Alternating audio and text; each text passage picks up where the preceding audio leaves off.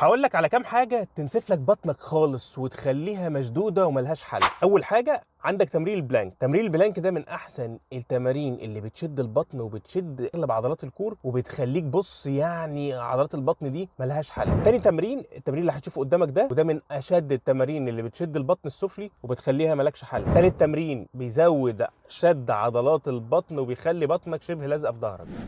بس المفاجأة بقى اللي عايز اقولها لك، تمارين البطن ما بتخسسش البطن. تمارين البطن هي بتساعد في شد عضلات البطن، لكن البطن زي ما بيقولوا بتنزل في المطبخ. يعني اللي بينزل لك دهون البطن كالوريز ديفيسيت او تقليل سعراتك. يعني من الاخر نظام التغذية بتاعك هو اللي هينزل لك دهون بطنك، ولا في حاجة اسمها سبوت فات ريدكشن. دهون البطن هتنزل بالتغذية وانك تقلل سعراتك وانك تبعد عن السكريات والعيش الكتير والمخبوزات الكتير، وانك اخر حاجه تظبط اللايف ستايل بتاعك. يعني تبطل سهر، تلعب رياضه، تعمل كارديو. اكتب لي كلمه بطن في الكومنتات، هو هبعت لك ازاي تحسب سعراتك مجانا. ما تنساش تعمل شير لاصحابك عشان توريهم تمارين البطن اللي هتشد لهم عضلات البطن